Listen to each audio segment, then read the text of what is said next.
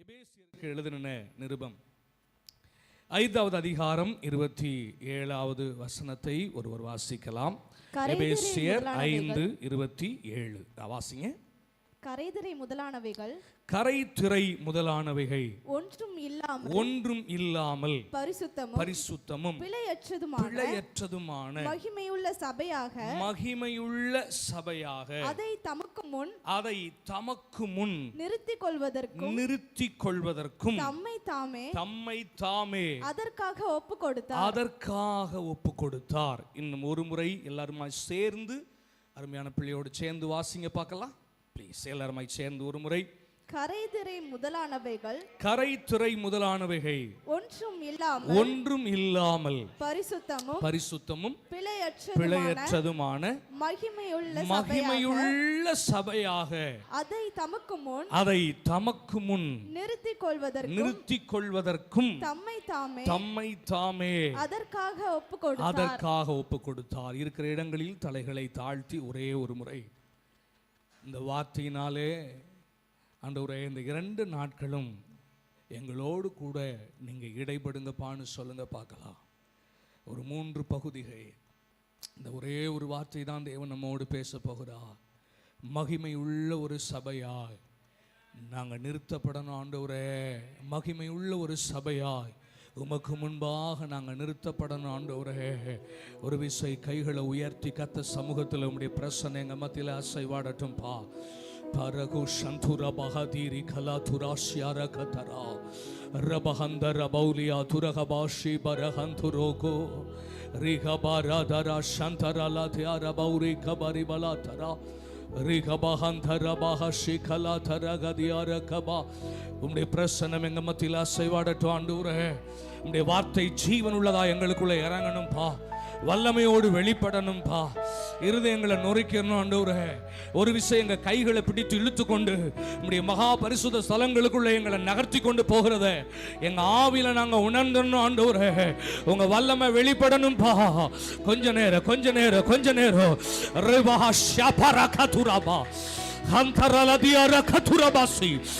ஒரு மணி நேரம் நம்முடைய பலத்த பிரசன்னம் எங்களை முற்றிலுமாக உங்க கைகளுக்குள்ள சூழ்நிலைகள் எல்லாம் மாறட்டும். உங்க பலத்த அசைவாடுதல் எங்க மேல ஒரு விசை இறங்கி வரட்டும்னு சொல்லுங்க பார்க்கலாம். ஹந்தர பஹதுர கதுரபா ரிபாபா ரஷ்யா கலாதி வர கதுரோ ஹந்தர பஷ்யா பரகலாதி அரபகரா ரிபாபா பர ஷகர பௌரியா துரலதரபா ரிபா ஹஷ்யா ரக பௌரியா கரோ. உங்க அசைவாடுதல் உண்டாகட்டும். ஆலயம் முழுவதும் மகிமையினால நிரம்பட்டும். ரிபஹதர கதரபா ஹஷகரோ பலிபா சிகராதி பரா. ஒருவரை விடாதீங்க ஆவியானவரே. இங்க வந்த அத்தனை பேரும் சிறியோர் முதல் பெரியோர் மட்டும் உங்க மகிமையை உணரத்தக்கதா உங்க பிரசன்னம் எங்க மேல அசைவாடட்டும்னு நாங்க ஜெபிக்கிறோம். அசைவாடட்டும் ஆண்டவரே. மகிமையில் இயேசுவை தரிசிக்கும் வேளையில் அந்த நல்ல பாக்கியனா அந்த நல்ல பாக்கியனா மகிமையில் இயேசுவை தரிசிக்கும் வேளையில் அந்த நல்ல பாக்கியனா அந்த நல்ல பாக்கியனா. உங்க மகிமை இனி வரும் நாட்களில் வெளிப்பட போகிறதுக்காக உமக்கு ஸ்தோத்திரம். நீ தொடர்ந்து அசைவாடும் பலப்படுத்தும். இயேசுவின் நாமத்தில் ஜெபம் கேளும் எங்கள் நல்ல பிதாவே, ஆமென் ஆமென். Price the lord. ஹல்லேலூயா ஹல்லேலூயா. இந்த ஒரு வசனத்திலிருந்து தான் இன்று, நாளை காலை, நாளை இரவு ஆகிய 3 நேரங்களும் சில காரியங்களை தேவனுடைய கிருபையினாலே நாம் கற்றுக்கொள்ளப் போகிறோம். இந்த முதல் நாள் இரவு வேளையிலே ஒரு அஸ்திவாரத்தை மாத்திரம், இந்த வசனத்தினுடைய ஒரே ஒரு வார்த்தையாகிய ஒன்றை மாத்திரம் எடுத்து அதனுடைய அஸ்திவாரத்தை மாத்திரம் உங்களோடு கொஞ்சம் பகிர்ந்து கொடுக்கும்படி விரும்புகிறேன். ஆவியானவர் நமக்கு ஊழியம் செய்வாராக. நாமல்ல, அவரே நம்மை சத்தியத்திற்குள் நடத்தட்டும். Price the lord. ஹல்லேலூயா. கர்த்தர் நல்லவர். இந்த எபேசு சபையில் ஒரு பெரிய எழுப்புதல் உண்டாயிற்று. பவுலப்போஸ்தலன் இந்த நிருபத்தை எழுதுகிற போது அந்த பட்டணத்தில் இருந்த ஜனங்களில் பாதி பேர் கர்த்தரை அறிகிற அறிவினால் நிரம்பி இருந்தார்கள் என்று வேத பண்டிதர்கள் இதற்கு ஒரு முன்னுரை எழுதுகிறார்கள். ஒரு பெரிய எழுப்புதல் இந்த எபேசு பட்டணத்தில் உண்டாயிருந்தது.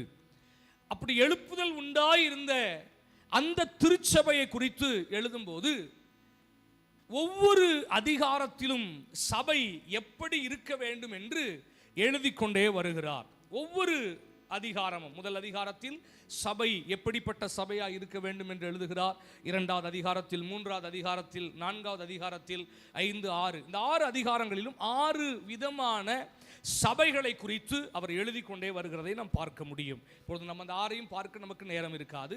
இந்த 5வது அதிகாரத்தில் அவர் சொல்லும்போது சபை எப்படி இருக்க வேண்டும் என்று அழகாய் எழுதுகிறதை பார்க்கிறோம். மகிமையுள்ள சபையாக அதை தமக்கு முன் நிறுத்திக் கொள்வதற்கு. சத்தமா சொல்லுங்க பார்க்கலாம். மகிமையுள்ள சபையாக அதை தமக்கு முன் நிறுத்திக் கொள்வதற்கு. அப்படியானால் ஒரு சபை எப்படிப்பட்டதாய் அவர் வருகையில் போய் நிற்க வேண்டும் என்று எழுதுகிறார். அங்கே போன பிற்பாடு மகிமை அல்ல, இந்த பூமியில் இருக்கும் போதே அந்த திருச்சபை மகிமையுள்ள சபையாக, அங்க போன பிறகு மகிமைப்படுத்துவேன்னு எழுதல, பிரசன்ட்ல எழுதுகிறார். மகிமை உள்ள சபையாக அதை தமக்கு முன்னிறுத்திக் கொள்வதற்கு. அப்படியானால் அங்கே திருச்சபை அவருக்கு முன்பாக போய் நிற்கிறதுக்கு முன்பாகவே இந்த பூமியிலே சபை எப்படிப்பட்டதா இருக்க வேண்டுமா? மகிமை உள்ள சபையாக. சத்தமாய் ஒரு விஷயம் சொல்லுங்க பார்க்கலாம். மகிமை உள்ள சபையாக. இன்னும் ஒரு முறை, மகிமை உள்ள சபையாக. Praise the lord. ஹல்லேலூயா. அப்படியானால் இயேசு வரும்போது அவருக்கு முன்பாக சபை எப்படிப்பட்டதாய் போய் நிற்க வேண்டும்? ஒரு நாள் நம் ஆண்டவர் நம்ம எல்லாரையும் சந்திக்கும்படி வரப்போகிறார், நம்ம எல்லாரையும் எடுத்துக்கொள்ளும்படி வரப்போகிறார். அப்படி தேவன் வரும்போது இந்த திருச்சபை ஆகிய நாம் அத்தனை பேர் அவருக்கு முன் நிற்கும் போது அவர் நம்மிடத்தில் எதிர்பார்க்கிற ஒரு பெரிய எதிர்பார்ப்பை இங்கே சொல்லுகிறார். ஒரு மகிமையுள்ள சபையாய் நீங்கள் என் சன்னிதானத்துக்கு வருவீங்கன்னு நான் எதிர்பார்க்கிறேன் அப்படிங்கிறத இங்கே ஆவியானவர் எழுதுகிறதை பார்க்கிறோம். விளங்கினவங்க ஒரு ஆமென் சொல்லுங்க பார்க்கலாம். Praise the lord. ஹல்லேலூயா. இன்னும் ஒருவேளை இந்த வசனத்தை இன்றைக்கு இருக்கிற காலத்தோடு சபையோடு நம்ம ஒப்பிட்டு சொல்ல வேண்டுமானால் இப்படியும் சொல்லலாம். நமக்கு ஒரு புதிய ஆண்டை கர்த்தர் நமக்கு தந்திருக்கிறார். இந்த ஆலயத்தை பிரதிஷ்டை செய்து ஒரு புதிய ஆண்டுக்குள்ளே சபை நகர்ந்து போகிறது. ஆண்டவர் சொல்றாங்க, இந்த சபைக்கு ஒரு புதிய தரிசனம் வைக்கப்படுகிறது, இந்த சபைக்கு ஒரு புதிய லக்கு வைக்கப்படுகிறது. இவ்வளவு நாள் இருந்தது போல் அல்ல, ஒரு மகிமையுள்ள சபையாய் நீங்கள் மாற்றப்படும்படி ஒரு புதிய லக்கை கர்த்தர் உங்களுக்கு வைக்கிறார். விளங்கினவங்க ஒரு ஆமென் சொல்லுங்க பார்க்கலாம். ஒரு புதிய லக்கை நமக்கு தேவன் வைக்கிறார், ஒரு புதிய தரிசனத்தை நமக்கு முன்பாக வைக்கிறார். அது மகிமையுள்ள சபை. இவ்வளவு நாள் இருந்தது எப்படி என்பதை நிதானிக்க போகிறோம். ஆனால் இனி வரும் காலங்களில் நாம் வாழுகிற பட்டணங்களுக்குள்ளே ஒவ்வொரு திருச்சபைகளும் இந்த வார்த்தையின்படி மகிமையுள்ள சபையா இனி எழும்ப வேண்டியது அவசியம். Praise the lord. ஹல்லேலூயா. ஒரு பெரிய கன்ஃபர்மேஷன். ஆண்டவரே, இந்த வார்த்தை ஒரு பெரிய தரிசன முகாமுக்குள்ள பேச போறோம், ஒரு பண்டிகை நாட்களுக்குள்ள பேச போறோம். என்னமோ தெரியல, வந்ததுல இருந்து பாஸ்டவங்களும் திரும்ப திரும்ப இந்த வார்த்தையை சொன்னாங்க. அருமையான சகோதரர் பாஸ்டவங்க உடன் ஊழியக்காரர் ஆராதனை நடத்தும் போது அவங்களும் திரும்ப திரும்ப சொன்னாங்க, மகிமை மகிமை மகிமைங்கிற வார்த்தையை அகைன் அண்ட் அகைன் திரும்ப திரும்ப திரும்ப சொல்லும் போது இன்னும் கொஞ்சம் சபைக்கு தான் கர்த்தர் பேசுறாருங்கிறது இன்னும் உறுதியாகிற்று. விளங்கினவங்க ஒரு ஆமென் சொல்லுங்க பார்க்கலாம். ரைட். மகிமை என்று சொல்லுகிறாரே, மகிமை உள்ள சபை என்று சொல்லுகிறாரே. நாம் அதிக முறை ஜெபிக்கும் போது மகிமைங்கிற வார்த்தையை பயன்படுத்துறோம். அப்படி என்னால் மகிமைனா என்னன்னு நமக்கு தெரியணும். அப்பதான் மகிமை உள்ள சபை என்றால் என்ன என்பது நமக்கு விளங்கும். விளங்கினவங்க ஆமென் சொல்லுங்களேன். முதல்ல நம்ம அறிய வேண்டியது என்ன வார்த்தை? மகிமைனா என்ன? ஒரு 2 வார்த்தைகளை உங்களுக்கு முன்பாக நிறுத்த போகிறேன். இந்த மகிமைங்கிற வார்த்தையை நாம் விளங்கி கொள்ள வேண்டும் என்றால் ஒரு 2 வார்த்தைகளை நாம் சரியாய் நிதானிக்க பழக வேண்டும். ஒன்று பிரசன்னம், இன்னொன்று மகிமை. இதை 2ஐயுமே நம்ம அடிக்கடி நம்ம ஜெபங்கள்ல, வீடுகளில் நம்ம ஆராதிக்கும் போது, பிரசங்க நேரங்களில் அதிகமாய் நாம் பயன்படுத்துவதை பார்த்திருப்போம். ஒன்று பிரசன்னம், இன்னொன்று மகிமை. நிறைய நேரங்களில் இந்த 2ஐயுமே நாம் ஒன்று என்று எடுத்துக்கொள்ளுகிறதும் உண்டு. பிரசன்னம்னாலும் ஒண்ணுதான், மகிமைனாலும் ஒண்ணுதான் அப்படின்னு நம்ம எடுத்துக்கொள்ளுகிறது உண்டு. ஆனால் பிரசன்னம் என்பது வேறு, மகிமை என்பது வேறு. விளங்கினவங்க ஒரு ஆமென் சொல்லுங்க பார்க்கலாம். நான் வேத பகுதியை சொல்லுகிறேன். ஒருவேளை எழுதுகிறவர்கள் இருப்பீர்களானால் வேகமாய் குறித்து வைத்துக் கொள்ளுங்க. யாத்ராகமத்தின் புஸ்தகம் 33வது அதிகாரம் 14வது வசனத்தில் மோசேயை பார்த்து ஆண்டவர் சொல்லுகிறார், என் சமூகம் உனக்கு முன்பாக செல்லும், நான் உனக்கு இளைப்பாறுதல் தருவேன். என் சமூகம், the presence shall go with thee. என் சமூகம் உனக்கு முன்பாக செல்லும். இந்த இடத்துல தமிழ்ல சமூகம்னு மொழிபெயர்த்திருக்கிறாங்க. சில இடங்கள்ல இதே சமூகம் என்ற வார்த்தையை பிரசன்னம் என்று மொழிபெயர்த்திருப்பாங்க. சில இடங்கள்ல முகம் அப்படின்னு மொழிபெயர்த்திருப்பாங்க. சரியா? சரி, பின்னாடி நான் உங்களுக்கு விளங்க பண்றேன், கவனிங்க. இப்போ ஆண்டவரே வந்து சொல்றாரு, மோசே நீ பயப்படாத, இந்த ஜனங்கள் இப்படி கன்றுக்குட்டியை உண்டாக்கி அருவருப்பான காரியத்தை செய்துட்டாங்க, இனி நான் உன் கூட வரமாட்டேன்னு நீ நினைக்காத, என் சமூகம் உன் கூட வரும், நீ போ, நான் உனக்கு இளைப்பாறுதலை தருவேன் அப்படின்னு ஆண்டவர் அழகா மோசேக்கு இந்த வார்த்தையை சொல்லுகிறார். உடனே இப்ப ஆண்டவர் இப்படி ஒரு வார்த்தையை சொன்னா நம்ம என்ன சொல்லுவோம்? ஆண்டவர் சொல்றாரு, என் சமூகம் உன் கூட வரும், நீ பயப்படாதன்னு சொன்னா நம்ம என்ன சொல்லுவோம்? ஹல்லேலூயா, கர்த்தருக்கு ஸ்தோத்திரம், ஆண்டவர் நன்மையானதை செய்துட்டார், எப்படியோ இனி நம்ம பயப்பட வேண்டியதில்லை. என்ன, எது கூட வரும்ட்டாரு? சமூகம் கூட வரும்ட்டாரு, இனி நம்ம பயப்பட வேண்டியதில்லை, தைரியமா போலாம் அப்படின்னு நினைச்சு பிரயாணம் பண்ணணும்ல. ஆனா மோசே அதுக்கு உடனே ஆமென் அல்லேலூயான்னு சொல்லல. சமூகம் வரும்னு சொன்ன பிறகும் கூட மோசே சொல்ற வார்த்தையை கவனிச்சு பாத்தீங்கன்னா 18வது வசனத்தை கவனிங்க பார்க்கலாம். 18வது வசனம், அப்பொழுது அவன் உம்முடைய மகிமையை எனக்கு காண்பித்தருளும் என்றார். சமூகம் என்று அவர் பயன்படுத்துகிறார், பிரசன்ஸ் அப்படின்னு பயன்படுத்துறார். என் சமூகம் அவங்க கூட வரும்னு சொல்றார். சொன்ன பிறகு மோசே சொல்றாரு, அதெல்லாம் சரி ஆண்டவரே, உங்க சமூகம் வரும்னு சொல்றதெல்லாம் சரி, ஆனா எனக்கு உங்க சமூகம் மட்டும் போதாது, உம்முடைய மகிமையை எனக்கு காண்பித்தருளும். விளங்கினவங்க ஒரு ஆமென் சொல்லுங்க பார்க்கலாம். சமூகம் மட்டும் போதாது, எனக்கு என்ன வேணும்? மகிமை வேணும். உங்க மகிமையை நான் பார்க்கணும். என் ஊழியத்துல உங்க பிரசன்ஸ் மட்டும் இருந்தா போதாது, உங்க சமூகம் மட்டும் இருந்தா போதாது, உங்க பிரசன்னம் மட்டும் இருந்தா போதாது, உங்க முகம் மட்டும் இருந்தா போதாது, உங்க மகிமை இருந்தாதான் நான் அடுத்த நிலைக்கு நகருவேன். எனக்கு இன்றைக்கு ஒரு உறுதிப்பாடு வேண்டும். உங்க சமூகத்தை மட்டும் கொடுத்து போன்னு சொல்லிடாதீங்க. இதுக்கு அப்பாற்பட்டு ஒரு மகிமை வெளிப்படணும், ஒரு மகிமை எனக்கு வேணும் என்று மோசே நின்று ஜெபிக்கிறதை பார்க்கிறோம். அப்போ இப்போ நமக்கு ஒரு காரியம் விளங்கும். அப்போ சமூகமும் மகிமையும் ஒன்று அல்ல. இன்னும் கொஞ்சம் புரியுற மாதிரி சொல்றேன். பிரசன்னமும் மகிமையும் ஒன்று அல்ல. புரியுறவங்க ஒரு ஆமென் சொல்லுங்களேன். சரி, இந்த பிரசன்னம் அல்லது சமூகம்னு போட்டிருக்குல்ல, 14வது வசனத்துல சமூகம் அப்படிங்கிற வார்த்தை வருதுல, இந்த இடத்துல பயன்படுத்துகிற எபிரேய வார்த்தை பெனீம். பெனீம் அப்படிங்கிற வார்த்தையை பயன்படுத்தி இருப்பாங்க. இந்த பெனீம் அப்படிங்கிற அந்த எபிரேய வார்த்தையை 3 நிலைகளில் மொழிபெயர்ப்பாங்க. ஒன்று சமூகம் அப்படின்னு மொழிபெயர்த்திருப்பாங்க, சில இடங்கள்ல பிரசன்னம் அப்படின்னு மொழிபெயர்த்திருப்பாங்க, சில இடங்கள்ல அவருடைய முகம் என்று மொழிபெயர்த்திருப்பாங்க. அவருடைய தம்முடைய முகத்தை பிரசன்னமாக்கின்னு சொல்றாங்கல்ல. ஆமா, அவருடைய பிரசன்னத்துக்கு முன்பாக மலைகள் மெழுகு போல் உருகிற்றுன்னு சொல்றாங்கல்ல. இது எல்லாத்து இடத்துலையும் வர்ற ஒரே ஒரு வார்த்தை என்னன்னா பெனீம்.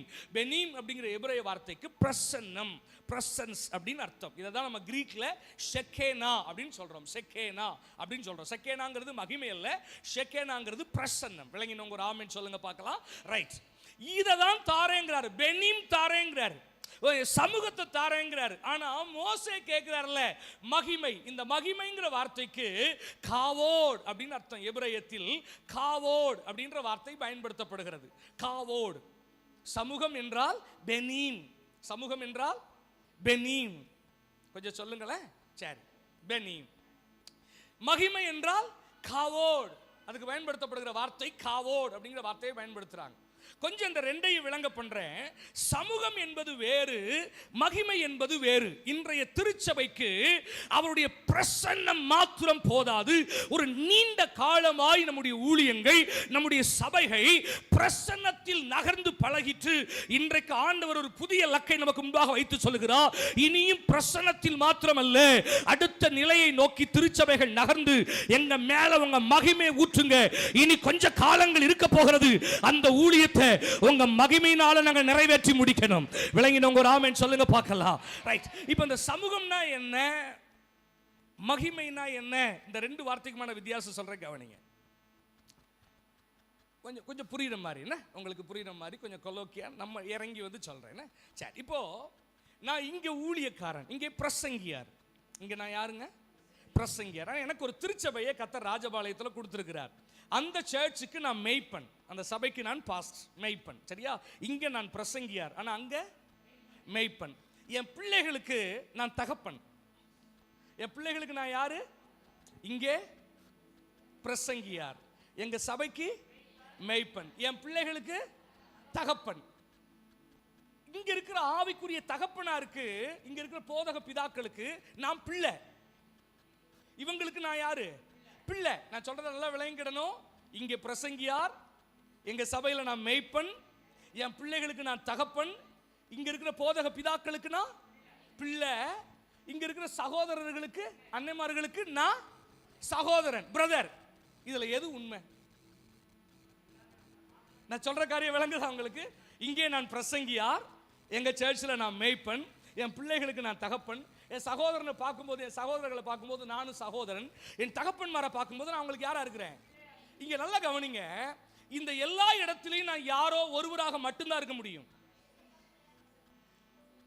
என் பிள்ளைகளுக்கு நான் தகப்பனா மட்டும்தான் இருக்க முடியும். என் தகப்பன்மாரை பார்க்கும்போது நான் அவர்களுக்கு பிள்ளையாக மட்டும்தான் இருக்க முடியும். என் சகோதரர்களை பார்க்கும்போது நான் அவர்களுக்கு சகோதராக மட்டும்தான் இருக்க முடியும். இங்க நான் பிரசங்கியார மட்டும்தான், எங்க சர்ச்சுக்கு நான் மேய்ப்பனா மட்டும்தான் இருக்க முடியும். விளங்கினவங்க ஒரு ஆமென் சொல்லுங்க பார்க்கலாம். இப்படி நான் ஒரு இடத்துல என்னுடைய ஒரு சாயலை மட்டும் பர்பஸா, முகாந்திரமா நான் எங்க யாரா இருக்கணுமோ அவராக மட்டும் இருந்தா அதுக்கு பேரு பெனீம், பிரசன்ஸ், சமூகம் என்று அர்த்தம். விளங்கினவங்க மாத்திரம் ஒரு ஆமென் சொல்லுங்க பார்க்கலாம். இப்ப ஆண்டவர் மோசேக்கு என்ன சொல்றாருன்னா, நீ போ, நான் உனக்கு எங்க எப்படி எந்த சூழ்நிலையில இருக்கணுமோ அப்படி மட்டும் நான் என்னை வெளிப்படுத்துவேன், பெனீமா இருப்பேன். உன் ஜனங்களுக்குள்ள வியாதி வருதா, யெகோவா ராஃபாவா வந்து சுகமாக்குறவரா மட்டும் இருப்பேன். மற்றபடி வேற எது என்கிட்ட எதிர்பார்த்திராத. ஒருவேளை உன் ஜனங்கள் ஆறுதலை இழந்து துக்கத்தோடு இருக்கும்போது நான் அவர்களை ஆறுதல் படுத்துகிறவராக மட்டும் இருப்பேன்.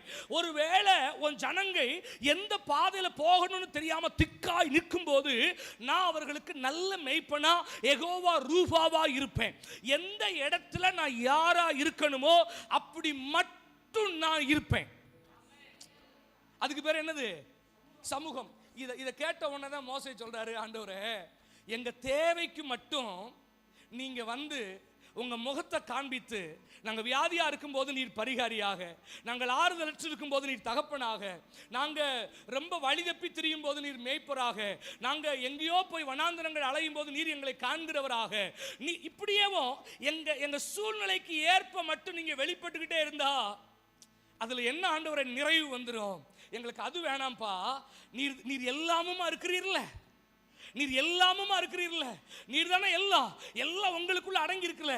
நீர் யெகோவா ராஃபா, நீர் யெகோவா ஷம்மா, நீர் யெகோவா ரூஃபா, யெகோவா ஈரே, நீர் தானே எல்லாமுமா எங்களுக்கு வேணும். ஏதோ ஒரு பக்கம் மட்டும் சந்தர்ப்பத்துக்கு ஏற்றார் போல முகத்தை காண்பித்து விட்டு அப்படியே மறைந்து கொள்வதற்கல்ல, எங்க கூட எல்லாவற்றிலும் நீர் இருக்க வேண்டும் என்று மகிமையை கேட்கிறதை பார்க்கிறோம். விளங்கினவங்க ஒரு ஆமென் சொல்லுங்க பார்க்கலாம். அப்ப மகிமை என்ற வார்த்தைக்கு என்ன அர்த்தம்னா எல்லாமுமாய். இந்த காவோட் அப்படிங்கிற வார்த்தைக்கு அவருடைய பரிபூரணம், அவர் எப்படி எல்லாம் இருக்கிறாரோ அப்படியே. இப்ப யோசிச்சு பாருங்க, எனக்கு அவர் சில நேரத்தில் ரபூனியா இருக்க வேண்டியிருக்கு, எனக்கு அவர் போதகம் பண்ண வேண்டியிருக்கு, சில இடங்கள்ல அவர் எனக்கு வழிகாட்டியா, டீச்சரா இருக்க வேண்டியிருக்கு. சில இடங்கள்ல அவர் என்னை சுகமாக்குகிறவராய், சில இடங்கள்ல அவர் என்னை ஆறுதல் படுத்துகிறவராய், சில இடங்கள்ல அவர் என்னை தாங்குகிறவராய், சில இடங்கள்ல அவரின் தேவைகளை எல்லாம் சந்திக்கிறவராய், சில இடங்கள்ல அவர் என்னை அபிஷேகம் பண்ணுகிறவராய். எனக்கு எப்ப தேவையோ அப்ப அவரா இருந்தா போதும்னு நினைக்கிறீங்களா? இல்ல, எப்பவுமே நீங்க எல்லாமுமா என் கூட இருக்கிறத பார்க்கணும்னு நினைக்கிறீங்களா? விளங்கினவங்க ஒரு ஆமென் சொல்லுங்க பார்க்கலாம். அதனாலதான் மோசே அந்த ஜெபத்தை நிறுத்துறாரு. இங்க பாருங்க, ஆண்டவரே, ஏதோ சந்தர்ப்பத்துக்கு சூழ்நிலைக்கு ஏற்ப நீங்க முகத்தை காட்டிட்டு போயிடாதீங்கப்பா, எங்களால அதை ஏத்துக்கவே முடியாது. ஏதோ ஒரு சூழ்நிலைக்கு மட்டும் வந்துட்டு முகத்தை காட்டிட்டு போயிடாதீங்க. நீங்க எல்லாமுமா என் வாழ்க்கையில இருக்கணும், எல்லாமுமா இருக்கணும். எனக்கு எப்போ எப்போ எப்படி எப்படிலாம் வெளிப்படணுமோ அப்படியெல்லாம் உங்க மகிமை எங்க மேல வெளிப்படுகிறத பார்க்கணும். விளங்கினவங்க மாத்திர கைகளை உயர்த்தி சத்தமா ஒரு ஆமென் சொல்லுங்க பார்க்கலாம். இப்ப கொஞ்சம் உங்களுக்கு விளங்குறதுக்காக இன்னும் கொஞ்சம் புரிகிறது போல சொல்லுகிறேன். இன்றைய ஊழியங்கள் இந்த கடைசி காலத்தில் திருச்சபைகள் எதற்குள்ள அதிகமாய் பழகிட்டுனா சமூகத்துக்குள்ள பழகிட்டு. எதுக்குள்ள அதிகமா பழகிட்டோம்? சமூகத்துக்குள்ள. என்ன கிருபையை அவர் நம்ம மேல போட்டிருக்கிறாரோ, என்ன அழைப்பை நம்ம மேல வச்சிருக்கிறாரோ, அந்த வட்டத்திற்குள் மாத்திரம் நாம் நின்று அவைகளை மாத்திரமே காண்பித்து நாம் பழகிவிட்டோம். ஆனால் தேவன் விரும்புவது இதை அல்ல. மகிமையுள்ள ஒரு ஊழியத்தை இந்த கடைசி காலத்தில் எழும்ப பண்ண விரும்புகிறார். இந்த சபைக்கு ஒரு லக்கு வைக்கிறார். இனி வரப்போகிற வருஷம் ஒரு மகிமையுள்ள வருஷமா உங்களுக்கு எனக்கும் மாறணும் கர்த்தர் விரும்புகிறார். இந்த ஆலயம் ஒரு மகிமையுள்ள ஆலயமாய் மாற வேண்டும் என்று தேவன் விரும்புகிறார். இன்னும் கொஞ்சம் ஒரு அஸ்திவாரத்தை போட்டுட்டு அப்புறம் கொஞ்ச நேரம் ஆவியில கொஞ்சம் ஆவியான நம்மள வேற மாதிரி இழுத்து கொண்டு போக போறார். புரிஞ்சவங்க ஒரு ஆமென் சொல்லுங்க பார்க்கலாம். ஒரு பட்டணத்துக்கு ஊழியத்துக்கு போனாங்க. சொல்றாங்க, மெசேஜ் ஒரு 20 மினிட்ஸ். பெரிய சர்ச், மெசேஜ் எவ்வளவு நேரம்? ஒரு 20 நிமிஷம் மட்டும். இல்ல 2 hours worship இருக்குல்ல, 2 hours ஆராதனை டைம் போட்டிருக்கீங்கல்ல, அப்புறம் என்ன ஒரு 20 நிமிஷம்? புரியல. இல்ல எங்க ஜனங்கள் எல்லாம் ஆராதனையில ரொம்ப பிரியப்படுவாங்க. எங்க மேல பாடுகிற அபிஷேகத்தை கர்த்தர் வச்சிருக்கிறதுனால நாங்க கிட்டத்தட்ட ஒரு 1.5 மணி நேரம் நல்லா ஆராதிப்போம். எவ்வளவு நேரம் தான் மெசேஜ்? நான் சொல்ற காரியம் விளங்குதா உங்களுக்கு? எங்க மேல என்ன கிருபை இருக்குன்னா ஆராதனை. அதனால நாங்க எதுக்கு அதிக முக்கியத்துவம் கொடுப்போம்? ஆராதனைக்கு. சில இடங்கள்ல வொர்ஷிப் டைம் ரொம்ப கம்மி, 20 நிமிஷமோ அரை மணி நேரமோ ஆராதனை, மெசேஜ் 1.5 மணி நேரம். ஏன்னா அவங்க மேல இருக்கிறது என்னதுதான்? பிரசங்கிக்கிற கிருபை. சில இடங்கள்ல ஜெபம் ஜெபம் ஜெபம், சர்ச் எதுலயே வளர்ந்துகிட்டு இருக்கும், ஜபத்திலேயே வளர்ந்துகிட்டு இருக்கும். புரிஞ்சவங்க ஒரு ஆமென் சொல்லுங்க பார்க்கலாம். சில ஊழியங்கள் சுவிசேஷத்துல பெருகி கொண்டே போகும். Gospel and gospel and gospel, எங்கு பார்த்தாலும் சுவிசேஷம் மயமாகுதல் அப்படியே போய்கிட்டே இருக்கும். ஏதோ ஒன்றில் மாத்திரம் சபை அதிக கவனம் வைத்து ஒருவேளை பிரசங்கமோ, ஒருவேளை ஆராதனையோ, ஒருவேளை ஜெபமோ, ஒருவேளை சுவிசேஷமோ, ஒருவேளை குணமாக்குகிற ஊழியங்களோ, ஒருவேளை வரங்களோ, ஒருவேளை தீர்க்க தரிசனங்களோ. சில இடங்களில் பார்த்தீங்கன்னா எல்லாத்தை விட தீர்க்க தரிசனத்துக்கு அதிக முக்கியத்துவம். வர்றவங்களை எதுக்கு தான் வருவாங்க? தீர்க்க தரிசனத்துக்காக தான் கூட்டமே கூடும். எப்படினாலும் இன்னைக்கு பாஸ் என் தலையில கை வச்சு ஏதாவது ஒன்று எனக்கு சொல்லிடுவார். எப்படினாலும் இன்னைக்கு ஒரு வார்த்தை வராம போகாதுன்னு எதுக்குன்னே வர்றது. அங்க அதுக்கு தான் முக்கியத்துவம். ஆண்டவர் விரும்புறது ஏதோ ஒரு பகுதி மட்டும் சபைக்குள்ள வளருவதற்கு, சமூகத்தில் அல்ல எல்லா நிலைகளிலேயும் சபை வளர்ந்து பெருகத்தக்கதா மகிமையினால சபையை கத்த நிரப்ப விரும்புறோம். இப்ப விளங்குறவங்க மட்டும் எல்லா நிலைகளிலேயும் கண்களை மூடி கொஞ்ச நேரம் ஆவியில நிரம்பி இப்ப ஜெபிக்க ஆரம்பிங்க பார்க்கலாம். இனி சபைக்குள்ள எல்லா நிலைகளிலேயும் நல்ல ஆராதனை அபிஷேகம், பிரசங்கிக்கிற அபிஷேகம், ஜெப ஆவி, சிறுவர் ஊழியங்கள், பராமரிப்பு குழு ஊழியங்கள், சுகமாக்குகிற ஊழியங்கள், சுவிசேஷ ஊழியங்கள், துறப்பில் நிற்கிற ஊழியங்கள், ஆத்தும அறுவடைகள், எந்தெந்த காரியத்திலெல்லாம் சபை வளரணுமோ அத்தனை காரியங்களிலேயும் சபை நிறைவடையத்தக்கதா தேவன் தமது மகிமையை பிள்ளைகள் விளையாடாம கொஞ்ச நேரம் ஜெபம் பண்ணுங்க பார்க்கலாம். கொஞ்ச நேரம் ஜெபம் பண்ணுங்க பார்க்கலாம். ஏதோ ஒன்றிலே நாங்கள் நின்று விட விரும்பவில்லை. மகிமை விளட்டும், மகிமை இறங்கட்டும். சாலமோனின் ஆலயத்தை மகிமை நிரப்பினது போல, ஆசரிப்பு கூடாரத்தை மகிமை நிரப்பினது போல, செருபாபேலின் ஆலயத்தின் மேலே கர்த்தரின் மகிமை இறங்கி வந்தது மாதிரி இன்றைக்கு இந்த இரவு வேளையிலே ஒரு மகிமை எங்களை பற்றி பிடிக்கிறது. நாங்க பார்த்தறணும். ஜெபிங்க ஜெபிங்க ஜெபிங்க. கொஞ்ச நேரம் ஆவியில் நிரம்பி நிரம்பி விடாதீங்க. ஏதோ ஒன்றிலே நாங்கள் பெருகினவர்கள் என்றல்ல, எல்லா தரப்பட்டவர்களுக்கும் ஊழியத்தை நிறைவேறத்தக்கதா ஒரு மகிமை எங்களை மூடிக்கொள்ளட்டும். ஊழியர்கள் மேல, சபைக்குள்ள இருக்கிற ஒவ்வொரு விசுவாச பிள்ளைகள் மேல, சபை மேல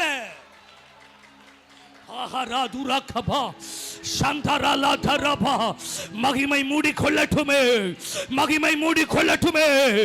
காவோ உம்முடைய மகிமை சபை மேல இறங்கட்டும். அவரா ஷகரலதர கதரபா. ஏதோ ஒரு நிலைப்பட்டவர்களுக்கு எங்க ஊழியம் போயிடக்கூடாது ஆண்டவரே. ஏதோ ஒரு நிலை ஊழியத்திலேயே எங்க ஊழியம் வளர்ந்துருச்சுன்னு சொல்லிடக்கூடாதுப்பா. இனி வரும்போது ஒரு எழுப்புதல தேசத்துல வைக்கிறதுக்கு முன்னாடி இங்க என்னென்ன மகிமை வெளிப்படணுமோ, என்னென்ன வரங்கள் வெளிப்படணுமோ, அத்தனை காரியங்களும் இங்க இருக்கிற எங்க எல்லார் மேலையும் இந்த இரவு நமக்கு ஒரு தீர்க்க தரிசனமான வார்த்தையை கர்த்தர் வைக்கிறோம். ஒரு ஊழியத்தை அடுத்த நிலைக்கு நம்ம நகர்த்தி கொண்டு போகிறோம். மாரநாதா ஊழியங்கள் மேலே ஒரு அபிஷேகம் தென்காசி பட்டணங்களை அசைக்கத்தக்கதாய் ஒரு மகிமை நிறைந்த ஊழியமா ஷிபாராலா கதுரபா. ஜெபிங்க பார்க்கலாம், ஜெபிங்க பார்க்கலாம், ஜெபிங்க பார்க்கலாம், ஜெபிங்க பார்க்கலாம். காதுரா கபாசி ஹந்தரதியாரா கரபா பகரோ ரலதுரா ஷபரலா. மகிமை இறங்கட்டும் ஆண்டவரே, மகிமை இறங்கட்டும் ஆண்டவரே, மகிமை இறங்கட்டும் ஆண்டவரே. எங்க சபைக்குள்ள என்னென்ன தேவை இருக்கோ எல்லாவற்றையும் பூர்த்தி செய்கிற ஒரு மகிமை சபைக்குள்ள வெளிப்படட்டும். எஸ் அரகபா ஷகரலா தரபா ஹந்தரோ கோரியா துரபா ஹஷகலா தரா. விசுவாசிக்கிறவங்க நல்ல ஒரு ஆமென் சொல்லுங்க பார்க்கலாம். இன்னும் கொஞ்ச நேரம் ஆதி திருச்சபையை நாம் இன்றைக்கும் எதிர்பார்க்கிறோம். இன்னைக்கு நம்ம பாடுகிற போது, இன்னைக்கு நம்ம பிரசங்கம் கேட்கிற போது என்ன காரியத்தை நாம் முன்வைத்து கேட்கிறோம் தெரியுமா? ஆதி திருச்சபையின் எழுப்புதலை திரும்ப எங்களுக்கு தாரும் ஆண்டவரேன்னு கேட்கிறோம்ல. அதுக்கு என்ன அர்த்தம் தெரியுமா? அவர்கள் தேவ பிரசன்னத்தில் ஊழியம் செய்யவில்லை, அவர்கள் மாறாக தேவனுடைய மகிமையில் நின்று ஊழியம் செய்தார்கள். ஒரு தேவ சமூகத்தில் நின்றா ஏதோ ஒரு அபிஷேகம் மட்டும்தான், ஒரு கிருபை மட்டும்தான் வெளிப்படும். ஆனா மகிமையில் அப்படி இல்லை.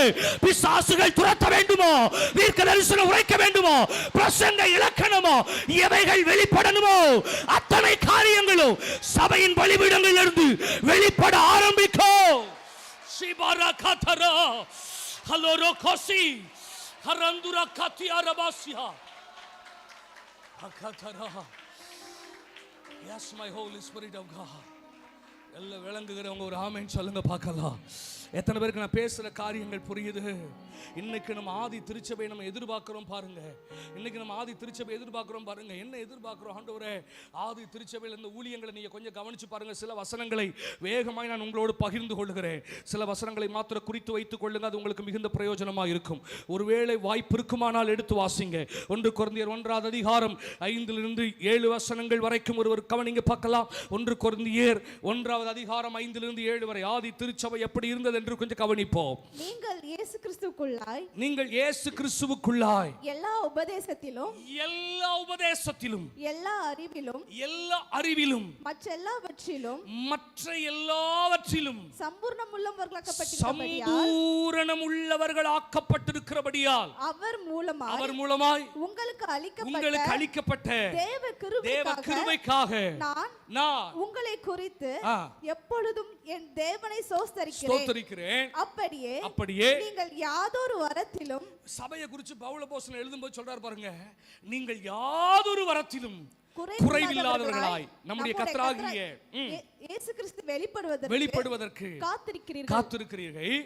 வாசிங்க அடுத்த வசனம். நம்முடைய கர்த்தராகிய இயேசு கிறிஸ்துவின் நாளிலே நீங்கள் குற்றம் சாட்டப்படாதவர்களாய் இருக்கும்படி முடிவு பரியந்தம் அவர் உங்களை ஸ்திரப்படுத்துவார். கவனிங்க, யாதொரு வரத்திலும் குறைவில்லாதவர்களாய், எல்லா அறிவிலும், எல்லாவற்றிலும் நீங்கள் சம்பூரணம் உள்ளவர்களாய். அப்போ ஒரு சபையை சொல்லும் போது சொல்றாரு பாருங்க, இந்த சபைக்குள்ள என்ன தேவையோ அத்தனையும் கர்த்தர் வச்சிருக்கிறாருன்றார். இந்த சபைக்குள்ள என்ன தேவையோ அத்தனையும். சொல்றது விளங்குனவங்க ஒரு ஆமென் சொல்லுங்களேன். இந்த சபைக்கு என்ன தேவையோ அது அத்தனையும் சகலத்தையும் அந்த சபைக்குள்ள என்ன செய்து வைத்திருக்கிறாரா?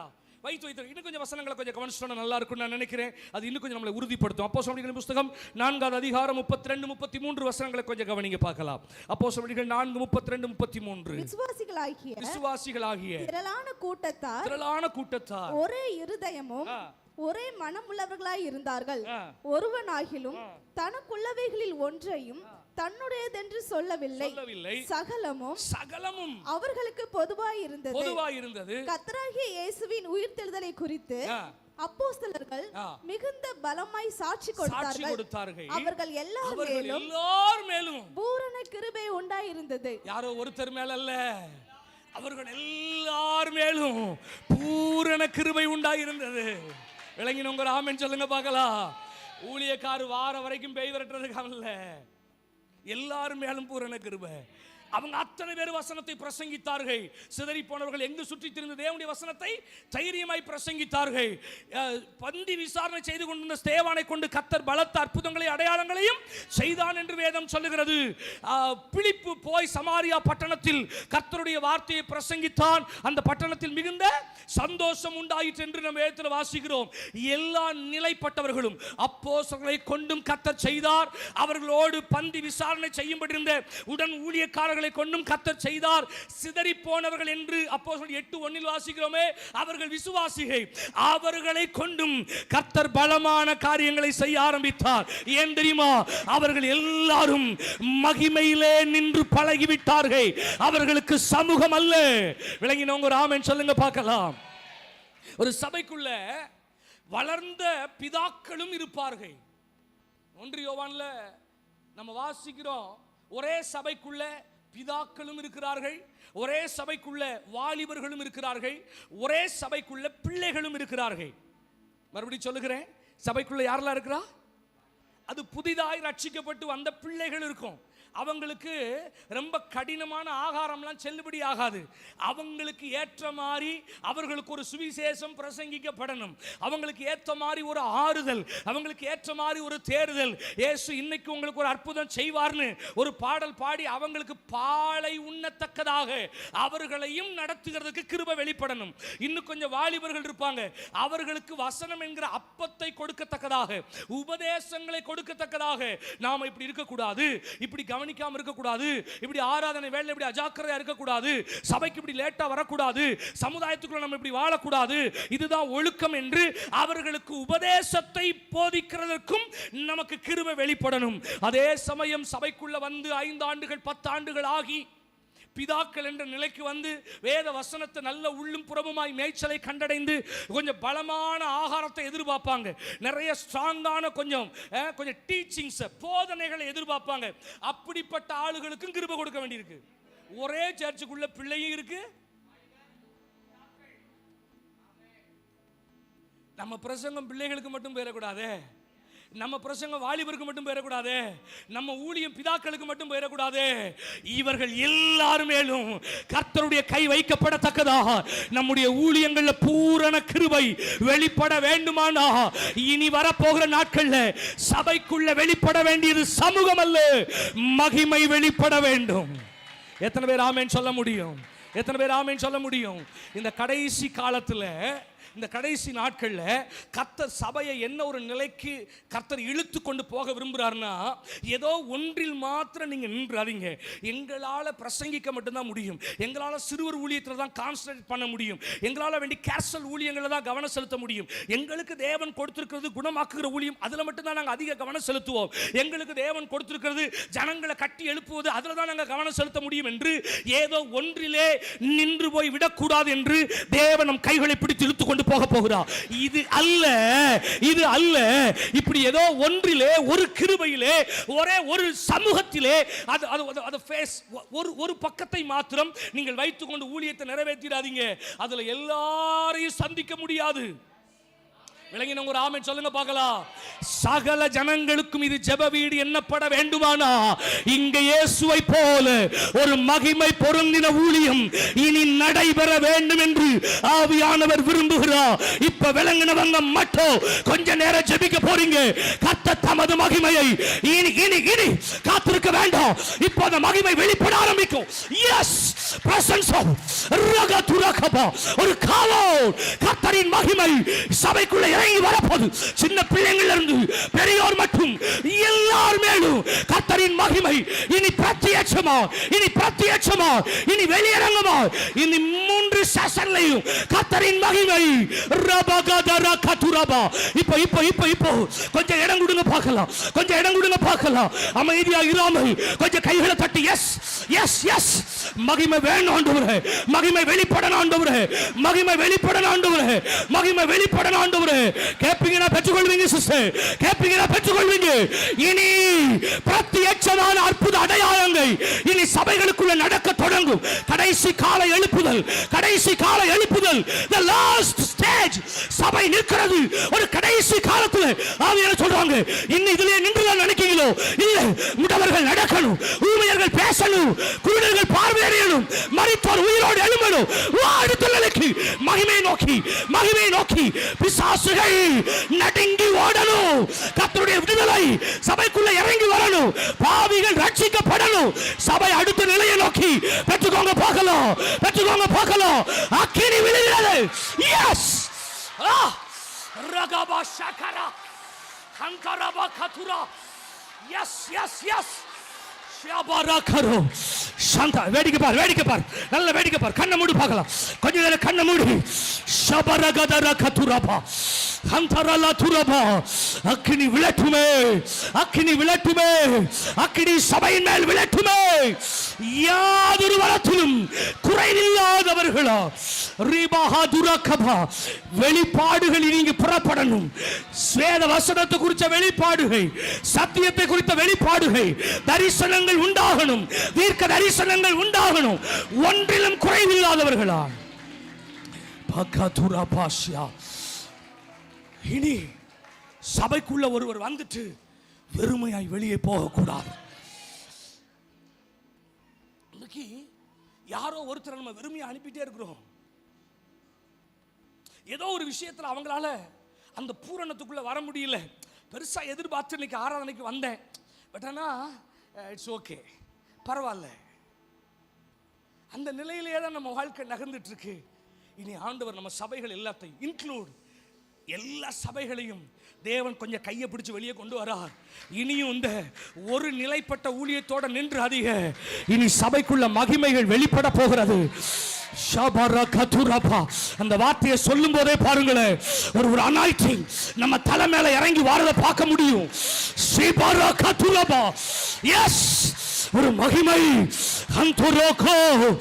இனி இனி இனி இனி ஊழியங்கள் அப்படி இருக்க போறது. சர்ச்சு கர்த்தர் வாக்குத்தத்தம் பண்றோம்.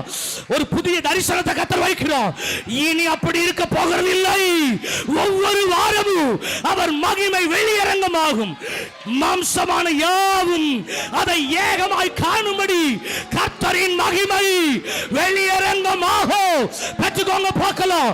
சபையார் எல்லாரும் பராஷகரல துரபா அந்தர கோரா துரகசி ராஷகலதரா. ஒரு சின்ன பிள்ளை கூட சந்திக்கப்படாம போக கூடாது. ஒரு வாலிபர் கூட கர்த்தருடைய பிரசன்னத்தை உணராம போக கூடாது. ஒரு பெரியவங்க கூட மகிமையை பார்க்காம போக கூடாது. உள்ள வந்துட்டாங்கன்னா அந்த மகிமை சபையை மூடி இருக்கணும். பெற்றுக்கோங்க பார்க்கலாம். இப்ப இந்த இடத்தை ஃபீல் பண்றோம். அந்த க்ளோரியஸ், அந்த காவல், அந்த மகிமை உயரம் உன்னதமான சிங்காசனத்தில் அவர் வீற்றிருக்கும் போது ஒரு வஸ்திரத்தின் தொங்கலிலோ ஆலயம் முழுவதும் நிரம்பி இருந்தது போல மகிமையினாலே ஆலயத்தை நிரப்புகிறோம். பெற்றுக்கோங்க பார்க்கலாம். கொஞ்ச நேரம். எஸ் மகிமை பூரணமா ரஷ்யா கரபலாதரா. விடாதீங்க. இன்னும் கொஞ்ச நேரம். ஒருவரை விட மாட்டா. இந்த 3 நாட்களுக்குள்ள சபையை கர்த்தர் பூரணமா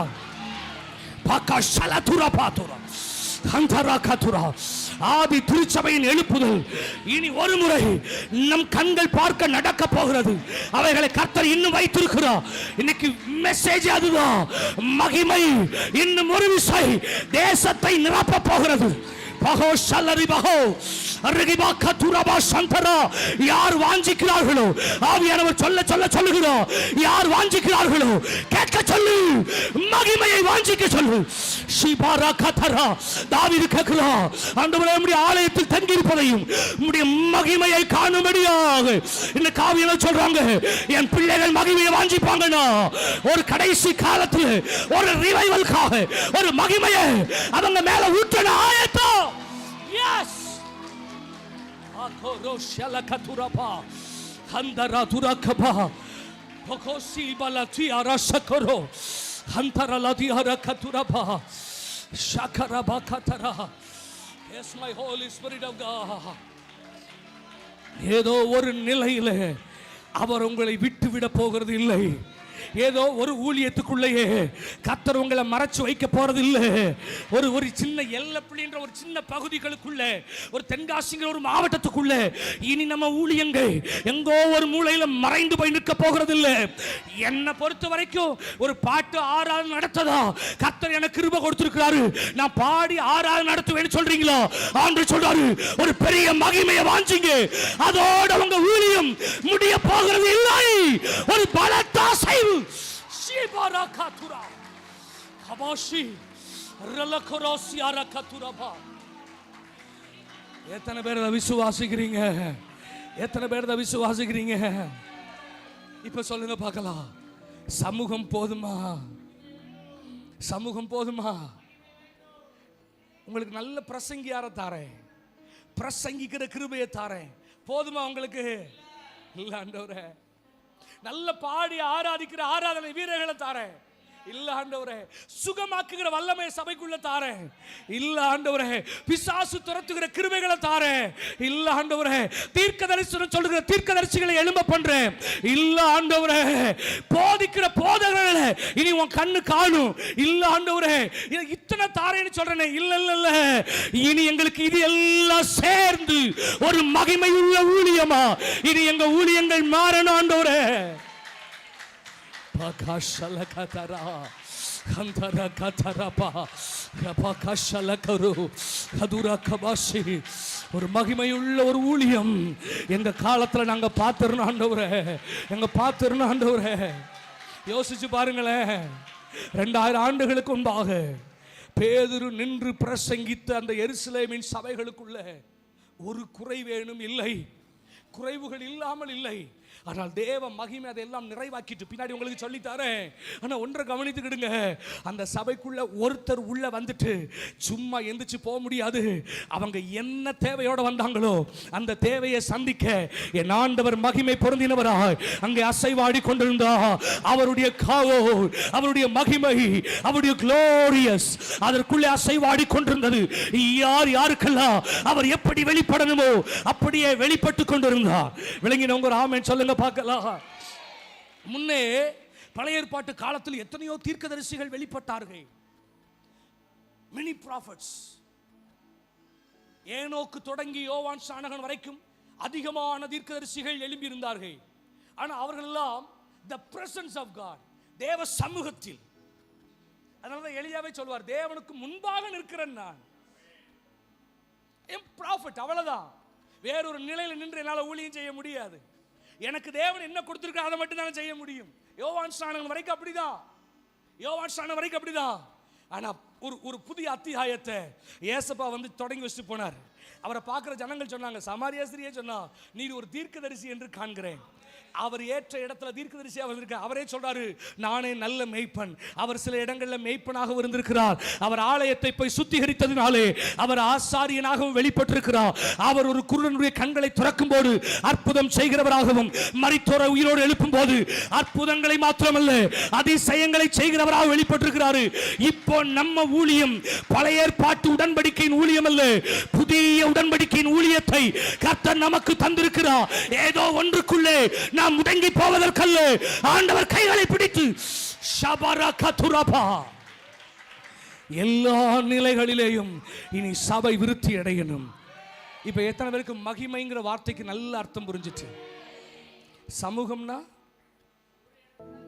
ஏதாவது ஒரு ஊழியம் தான், அவங்களுக்கு என்ன தேவையோ அதை மட்டும் கர்த்தர் வெளிப்படுத்துவார். ஆனா மகிமைங்கிறது அப்படி அல்ல, பூரணமா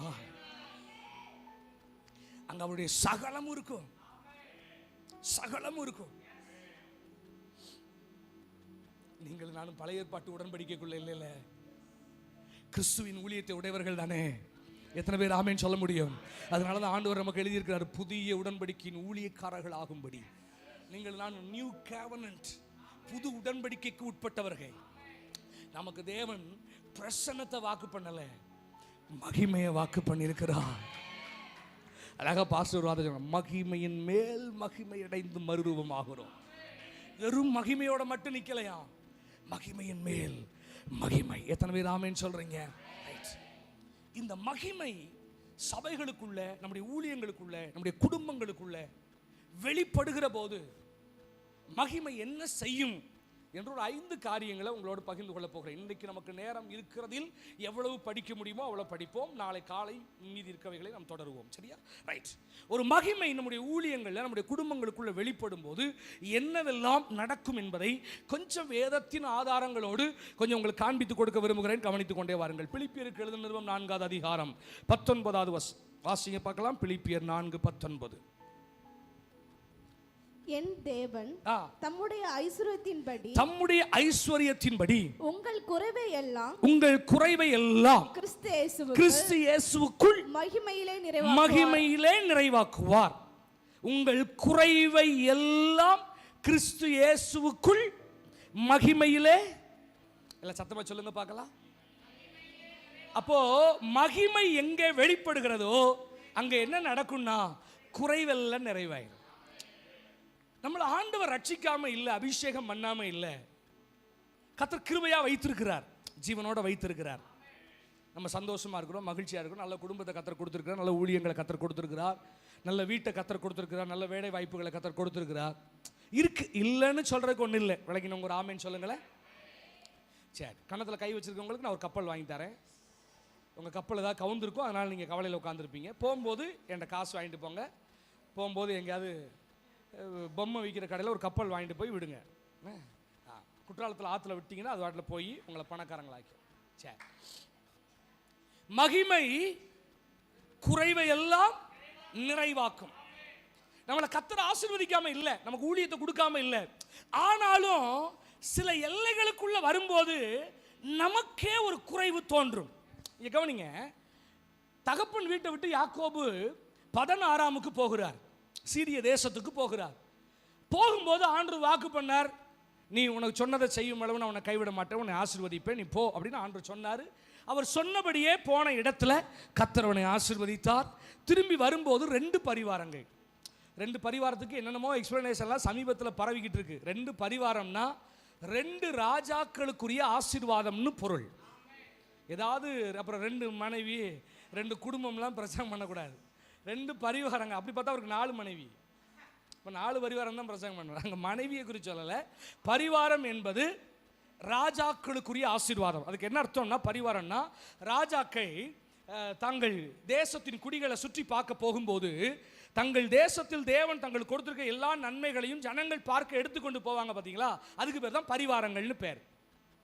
நம்ம ஊரில் குடியரசு தினம் நடக்கும்போது நம்ம இந்திய நாட்டினுடைய கலாச்சாரங்கள், அணு ஆயுதங்கள், தரைப்படை, கப்பல் படை, விமானப்படை எல்லாத்தையும் அணிவகுத்து எல்லா உலகமே பார்க்கறதுக்கு நம்ம அணிவகுப்பு செய்வோம் பார்த்தீங்களா, அது பேர் தான் பரிவாரம். எங்ககிட்ட இதெல்லாம் இருக்குன்னு அர்த்தம். விளங்கினவங்க? இப்போ யாக்கோபு 2 பரிவாரத்தோட, ஒரு ராஜா ஒரு பரிவாரத்தோட தான் வருவார். இப்போ யாக்கோபு எத்தனை பரிவாரத்தோட? 2 பரிவாரத்தோட நடந்து வர. அப்படின்னா 2 ராஜாக்களுக்குரிய ஆசீர்வாதம் கையில் இருக்கு. 2 ராஜாக்களுக்குரிய ஆசீர்வாதம். கர்த்தர் அவ்வளவு ஆசீர்வாதத்தை உயர்த்தி இருக்கிறார். இவ்வளவு பெரிய ஆசீர்வாதத்தோட வந்த மனுஷன் யாப்போக்கு நதியில எல்லாத்தையும் கொண்டு அக்கறைப்படுத்தி விட்டுட்டு இங்கிட்டு வந்து சொல்றாரு, நீர் என்னை ஆசீர்வதித்தால் ஒழிய. இப்ப ஆண்டவர் என்ன கேட்பாரு தெரியுமா? உனக்கு என்ன குறைன்னு நீ என்கிட்ட வந்து கேட்கிற. ஆடி ஆஃபர்ல ஃபேமிலியே தந்திருக்கேன், பை 1 get 1 ஃப்ரீ. உனக்கு இதுல என்ன குறை? பிள்ளைகளும் 1-2 பிள்ளைகள்ல 13 பிள்ளைங்க, 12 ஆம்பளை பிள்ளைங்க, ஒரு பொம்பளை பிள்ளை. வேலைக்காரர்களுக்கு குறையே இல்லை, ஒட்டகங்கள் குறையே இல்லை, ஆடு மாடுகள் குறையே இல்லை, இதெல்லாம் இருக்கு. ஆனாலும் ஏதோ ஒன்று இன்னைக்கு இந்த இரவு வேளையில் கர்த்தர் சபைக்குள்ள மகிமையை வைக்கும் போது என்ன நடக்கும்னா, எல்லாமே இருக்குதானே எல்லாமே நீங்க சொல்றதெல்லாம் சரிதான், நல்ல குடும்பம், நல்ல படிப்பு, நல்ல வேலை வாய்ப்பு, நல்ல காரியங்கள் இருக்கு. ஆனா என்னமோ தெரியல, கொஞ்சம் தேவ சமூகத்துக்கு வரும்போது ஏதோ ஒரு விஷயத்துல நான் இன்னும் குறைவா இருக்கிறது போல நான் உணர்கிறேன்.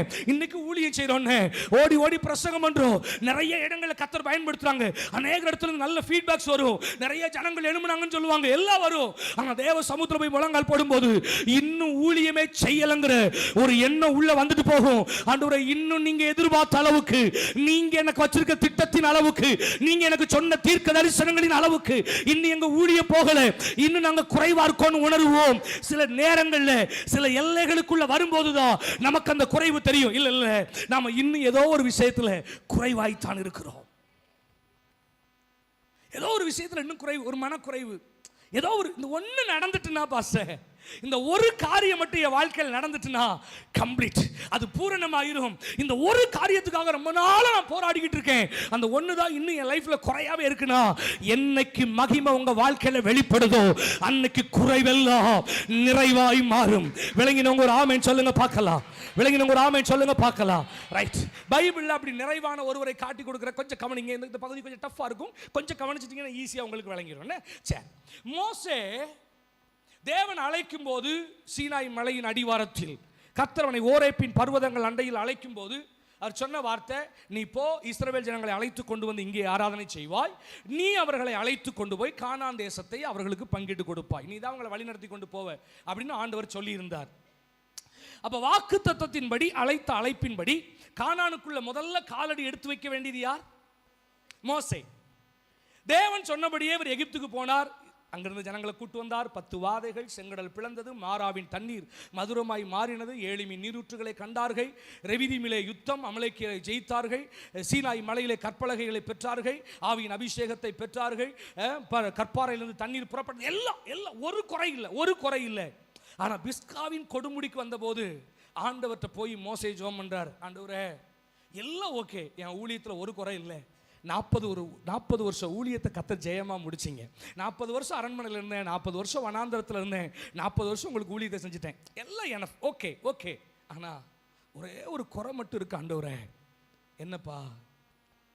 அன்னைக்கு கோவப்பட்டு அந்த கண்மலையை அடிச்ச ஒரே காரணத்துக்காக உள்ள போக மாட்டேன்னு சொல்லிட்டீங்க, ப்ளீஸ் ஒரே ஒரு முறை எனக்கு கிருபை கொடுங்களேன், என்னை எங்க கூட்டிட்டு போங்களேன், ஒரே ஒரு முறை என்ன கூட்டிட்டு போங்களேன். எடுங்க பார்க்கலாம் உபாகமத்தின் புஸ்தகம், வேகமாக எடுங்க பார்க்கலாம். உபாகமத்தின் புஸ்தகம் 3வது அதிகாரம் 24 வாசிங்க கொஞ்சம் வேகமாக. உபாகமம் 3:24 கர்த்தராகிய ஆண்டவரே, நீர் உமது அடியேனுக்கு உமது மகத்துவத்தையும் உமது வல்லமையுள்ள கரத்தையும் காண்பிக்க தொடங்கினீர். வானத்திலும் பூமியிலும் உம்முடைய கிரியைகளுக்கும் உம்முடைய வல்லமைகளுக்கும் ஒப்பாக செய்யத்தக்க தேவன் யார்? நான் கடந்து போய் எல்லாத்தையும் சொல்லிட்டு சொல்றாரு, நான் கடந்து போய் யோர்தானுக்கு அப்புறத்தில் உள்ள அந்த நல்ல தேசத்தையும் அந்த நல்ல மலையையும் லீபனோனையும் பார்க்கும்படி உத்தரவு கொடுத்தருளும் என்று வேண்டிக் கொண்டேன். இது ஒண்ணு மட்டும்தான் ஆண்டவரே குறையும் ஊழியத்துல, என்னை கொண்டு நீங்க சொன்ன எல்லாத்தையும் நிறைவேற்றிட்டீங்க. பட் ஆனா இந்த ஒரே ஒரு காரியத்தை நான் பார்த்துட்டேன்னா என் வாழ்க்கையில எல்லாமே நிறைவாயிரும், கம்ப்ளீட் ஆயிரும், பூரணம் ஆயிரும்.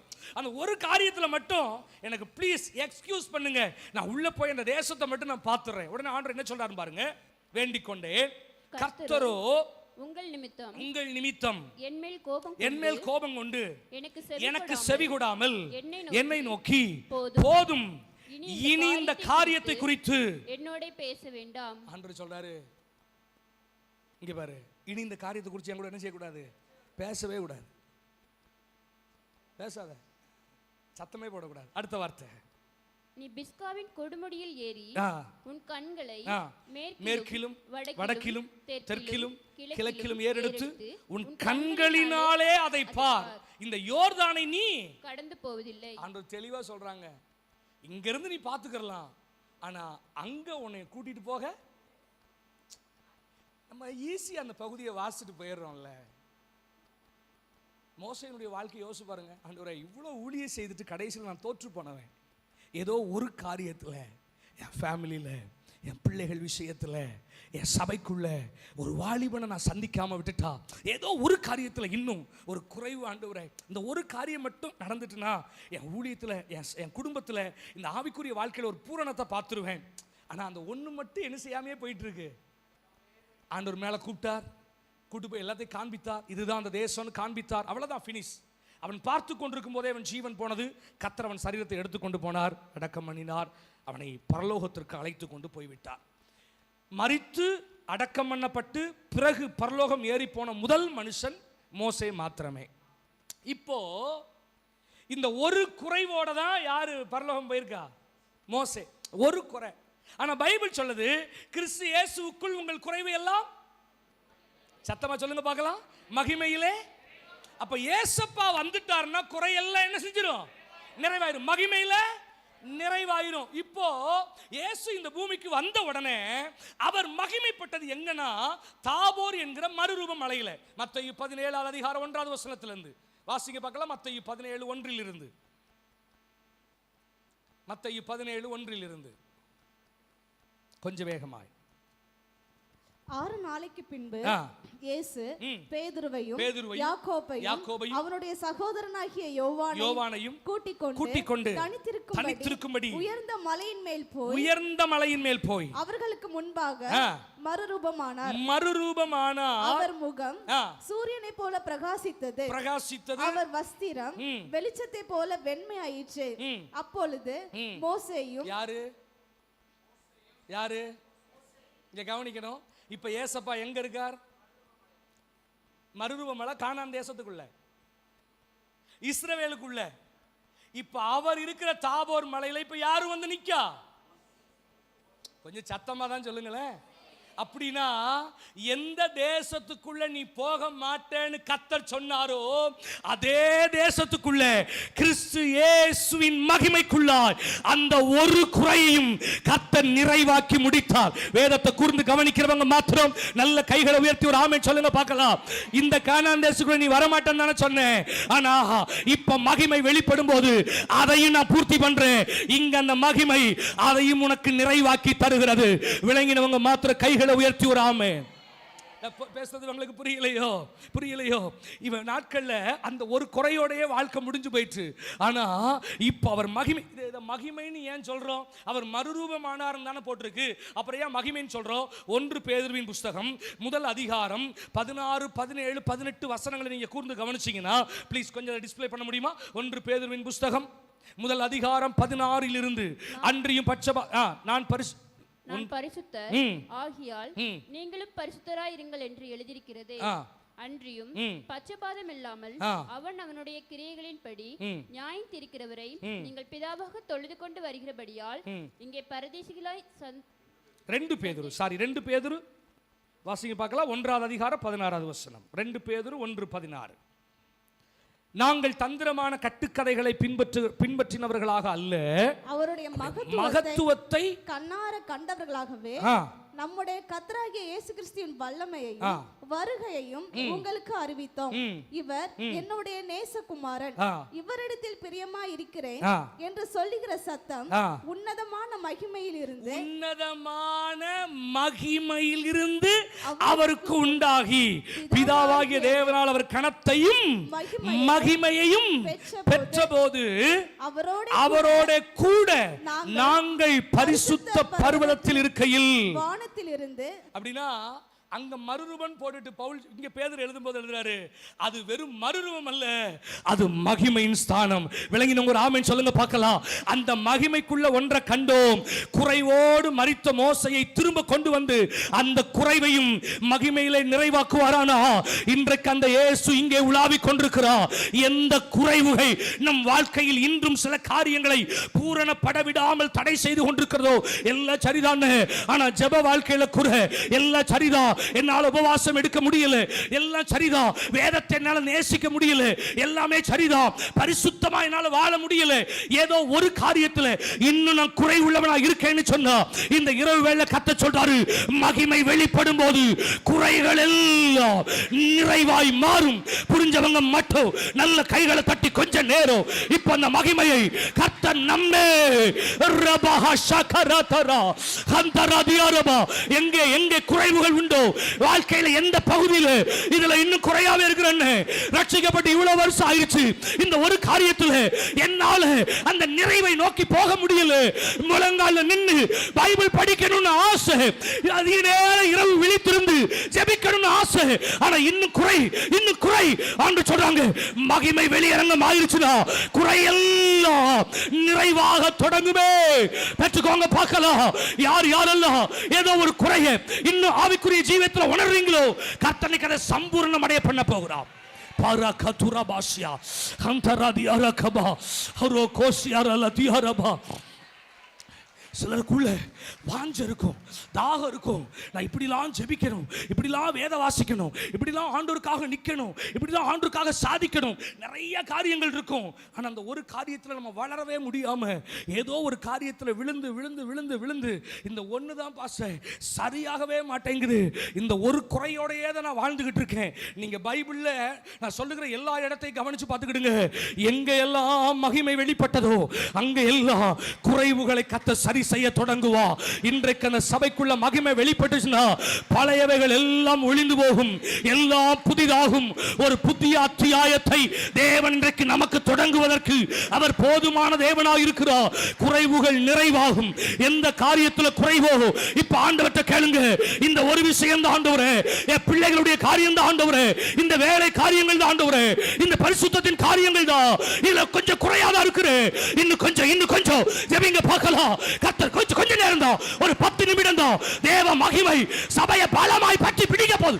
யாரோ சிலர் மேல அக்கினி விழுகிறதை போல ஷியாபாரா கதுரபா.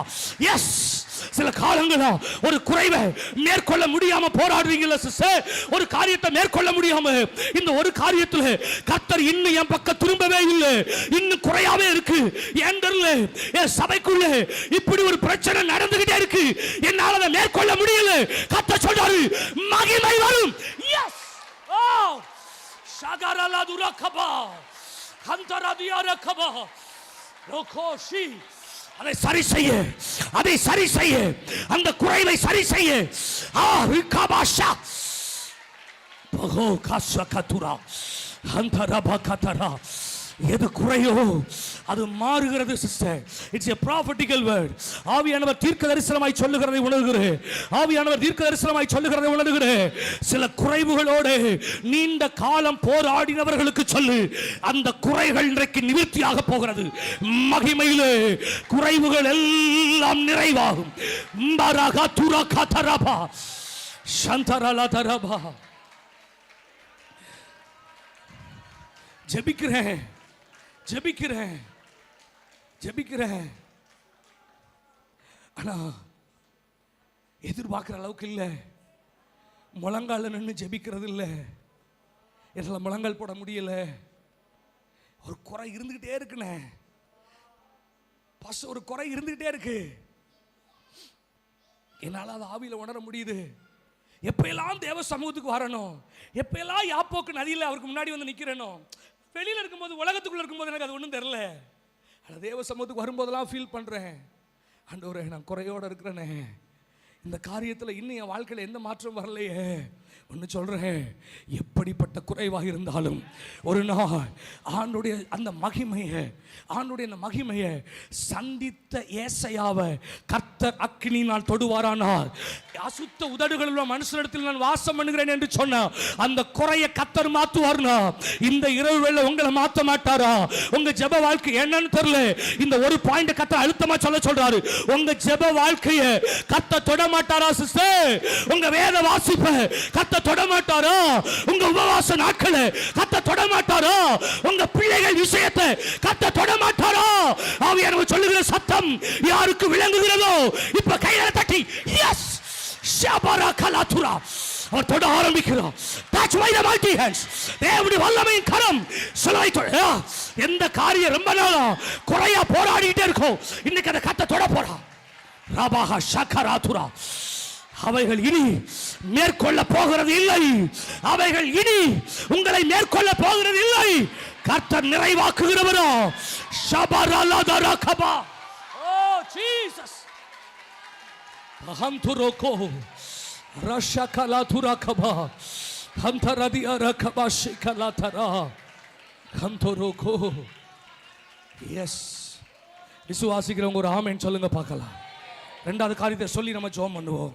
வேகமா வேகமா வேகமா ரெண்டாவது காரியத்தை சொல்லி வேகமா நான் ஜெபம் பண்றேன். யோவான் எழுதின சுவிசேஷம் 2வது அதிகாரம் 10-11 வசனங்களை ஒரு வாசிங்க பார்க்கலாம். யோவான் எழுதின சுவிசேஷம் 2வது அதிகாரம் எந்த மனுஷனும் முன்பு நல்ல திராட்சரசத்தை கொடுத்து ஜனங்கள் திருப்தி அடைந்த பின்பு ருசி குறைவானதை கொடுப்பான். நீரோ நல்ல ரசத்தை இதுவரைக்கும் வைத்திருந்தீரே என்றான். அடுத்த வார்த்தை, இவ்விதமாக இயேசு இந்த முதலாம் அற்புதத்தை கலிலேயாவில் உள்ள கானா ஊரிலே செய்து தம்முடைய சொன்ன பாயிண்ட்ஸ்ல ஃபுல்லா நீங்க கூர்ந்து கவனிச்சீங்கன்னா ஒரு வார்த்தை திரும்ப திரும்ப வரும். மகிமை. மகிமை என்ன செய்யும்? குறைவை எல்லாம் நிறைவாக்கும். 2, மகிமை என்ன செய்யும்? முந்தினவைகளை விட பிந்தினவைகளை மேன்மை உள்ளவைகளாக்கும். விளங்கினவங்க ஒரு ஆமென் சொல்லுங்க பார்க்கலாம். இங்க கர்த்தருடைய மகிமை வெளிப்பட்ட உடனே என்ன நடக்கு? இதுக்கு முன்பு பந்தியில் அநேகருக்கு திராட்சரசம் வார்க்கப்பட்டது, அநேக திராட்சரசம் பானம் பண்ணினார்கள். ஆனாலும் அங்கு குறைவுபட்ட போது கர்த்தர் தண்ணீரை என்னவாய் மாற்றினார்? இப்ப திராட்சரசத்தை குடிச்சிட்டு வந்து எல்லாரும் சொல்றாங்க, எல்லாருமே முதல்ல தான் நல்ல ரசத்தை கொடுப்பாங்க, பின்னாடி ருசி குறைஞ்சதை கொடுப்பாங்க. ஆனா நீரோ நல்ல ரசத்தை இதுவரைக்கும். இந்த சபைக்கு ஆவியானவர் அழுத்தமாய் சொல்ல விரும்புகிற வார்த்தை, நல்ல ரசத்தை இன்னும் அவர் மீதம் வைத்திருக்கிறார். விளங்கினவங்க ஒரு ஆமென் சொல்லுங்க பார்க்கலாம். விளங்கினவங்க ஒரு ஆமென் சொல்லுங்க பார்க்கலாம். இங்க கொஞ்சம் கவனிங்க. நான் அதை மாத்திரம் சொல்லி நம்ம கொஞ்ச நேரம் கமிட்மெண்ட்டுக்குள்ள போறோம்.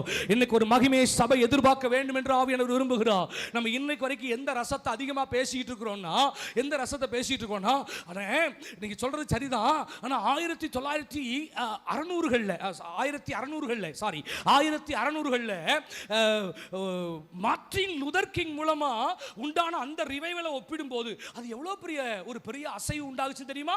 ரோமன் கேத்தலிக்கை எதிர்த்துக்கொண்டு ஒரு பெரிய ப்ராட்டஸ்டன்ட் உருவாகுச்சு. அப்புறம் பிரதரின் மிஷன், அதுக்கப்புறம் மெத்தடிஸ்ட், அப்புறம் பேப்டிஸ்ட், அப்படியே வரிசையா வந்துச்சு. அப்புறம் ஆங்கிலிக்கன் சர்ச்சஸ், அப்புறம் ஜான் விக்லிஃப் மூலமா, அப்புறம் டிண்டேல் மூலமா, அதுக்கப்புறம் ஜான் வெஸ்லி மூலமா, அப்புறம் ஜான் நாக்ஸ் மூலமா, அதுக்கப்புறமா இப்போ சமீபத்தில் நம்ம காலங்கள் வரைக்கும் ரெயின்ஹார்ட் போங்கே மூலமா, இங்க பேரன் ப்ரூக் மூலமா. இன்னைக்கு நம்ம பேசும்போது எந்த ரசத்தை குறித்து பேசிக் கொண்டிருக்கிறோம்? முந்தின ரசம் அதிக ருசி உள்ளதா இருந்தது. அவங்களெல்லாம் கொண்டு கர்த்தர் தேசத்தை பலமாய் அசைத்தார். லட்சங்களாய் கர்த்தர் தேசங்களை அசைய பண்ணினார். வேல்ஸ் தேசம் அசைந்தது. அசூசா ஸ்ட்ரீட் எழுப்புதல் உண்டானது. ஆப்பிரிக்க தேசத்தில் 100 கோடி ஜனங்களை கர்த்தர் தம்பக்கமாய் திருப்பி கொண்டார். அர்ஜென்டினா தேசம் அசைக்கப்பட்டது. பிலிப்பைன்ஸ் அசைக்கப்பட்டது. அமெரிக்காவுடைய கலிபோர்னியா மாகாணங்கள் எழுப்புதலால் அசைக்கப்பட்டது. இங்கிலாந்து தேசத்தை ஜான் வெஸ்லி அசைத்தார். டிஎல் மூடி அசைத்தார். இன்னைக்கு அதை பேசிட்டு இருக்கோம்ல, கர்த்தர் சொல்றார், நீ முந்தின ரசத்தை பேசுறியோ, உனக்காக இன்னும் ஒரு ரசத்தை வச்சிருக்கேன். அது இன்னும் யாரும் பானம் பண்ணாதது. அது இனி வர போகிற எழுப்புதல். இப்ப புரிந்தவங்க மட்டும் இந்த சபைக்கும் இந்த ஊழியத்துக்கும் இங்க இருக்கிற எங்க எல்லாருக்கும் கர்த்தர் ஒரு வாக்கு பண்றார். இன்னும் ஒரு ரசம் மீதம் வைக்கப்பட்டிருக்கிறது. நீரோ அதை இன்னும் வைத்திருக்கிறீரே. இன்னும் ஒரு அசைவு இருக்கிறது பிரதர். நாம் கண்ட எழுப்புதல் அல்ல. நாம் கண்ட சரித்திரங்கள் அல்ல. கடைசி காலத்தில் வானத்தை இன்னும் ஒரு விசை அசைய பண்ணுவேன்னு சொன்னவர் இன்னும் ஒரு விசை பூமியின் அஸ்திவாரங்களை அசைய பண்ணத்தான் போகிறோம். ஒரு பலத்த அசைவு தேசங்களின் மேலே உண்டாக போகிறது. ஆஹா ஷக்கரலதரா. ஓ முந்தின ரசத்தை பார்க்கிலும் பிந்தின ரசம் அதிக ருசி உள்ளதா இருக்கும். நம்ம சொல்லிக்கிட்டு இருக்கிறோம்ல, முன்னாடி இருந்த பரிசுத்தவான்கள் அளவுக்கு, முன்னாடி இருந்த ஊழியக்காரங்க அளவுக்கு நான் அவங்களை குறையாய் சொல்லல. தயவாய் என்னை மன்னித்துக்கிடுங்க, தயவாய் என்னை மன்னித்துக்கிடுங்க. முன்னால் நடந்த ஊழியங்களை நான் குறைவாய் சொல்லவில்லை, முந்தைய பரிசுத்தவான்களை நான் குறைத்து மதிப்பிடவில்லை. கர்த்தர் அவர்களை கொண்டு பலத்த காரியங்களை செய்தார். அது ருசியுள்ள திராட்சை ரசங்கள் தான், அதிலே மாற்றம் இல்லை. ஆனா ஆண்டு சொல்றாரு, அதை பார்க்கிலும், அதை பார்க்கிலும், அதை பார்க்கிலும், அந்த அசைவுகளை பார்க்கிலும் இனி ஒரு அபிஷேகம் சபைகளை பற்றி பிடிக்க போகிறது. அது கடைசி காலத்தின் எழுப்புதல். இறுதியான ஜெபத்துக்குள்ள வரப்போறோம். யார் வாஞ்சிக்கிறீங்களோ, இதுவரை கண்டிராத ஒரு பலத்த அசைவை எந்த காலத்தில் நாங்க பார்த்திரணும்னு விரும்புகிறவர்கள்.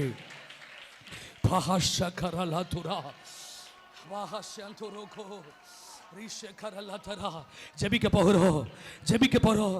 ஒருவேளை இங்க என்ன எக்ஸ்பெக்ட் பண்ணி வந்தீங்கன்னு எனக்கு தெரியல, நீங்க என்ன எதிர்பார்த்து இந்த சபைக்குள்ள வந்தீங்கன்னு தெரியல. இன்னைக்கு ஏதோ ஒரு ஆறுதலின் செய்தி, இன்னைக்கு ஏதோ ஒரு வாக்குத்தத்தம், இன்னைக்கு ஏதோ ஒரு தீர்க்க தரிசனம் வரும் நீங்க நினைச்சீங்களா என்னன்னு தெரியல. ஆனா ஆவியான தீர்க்கமாய் சொல்லுகிறோம், சகலத்தையும் பூரணப்படுத்துகிற மகிமை வெளிப்பட்டால் போதும். ஏதோ ஒன்ன மட்டும் வாஞ்சிங்க, மகிமைய, உங்க மகிமையை பார்த்துடணும் ஆண்டவரே. இவ்வளோ நாள் உங்க சமூகத்துக்குள்ள நாங்கள் நின்று பழகிட்டோம், இவ்வளோ நாள் உங்க முகத்துக்கு முன்னாடி நின்று பழகிட்டோம்.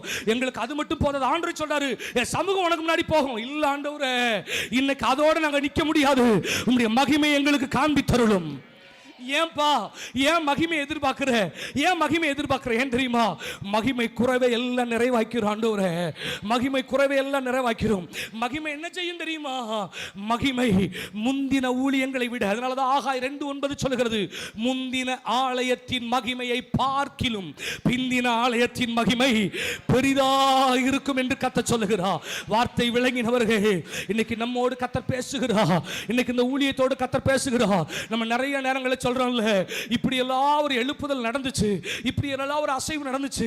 எனக்கு நல்லா வாசிக்கும் போது ஆச்சரியமா இருக்கும். டிஎல் மூடி ஒரு ட்ரெயின்ல டிராவல் பண்ணா, அந்த ட்ரெயின் முழுவதும் ஒரு பிரசன்னத்தினால் நிரம்பி இருக்குமா.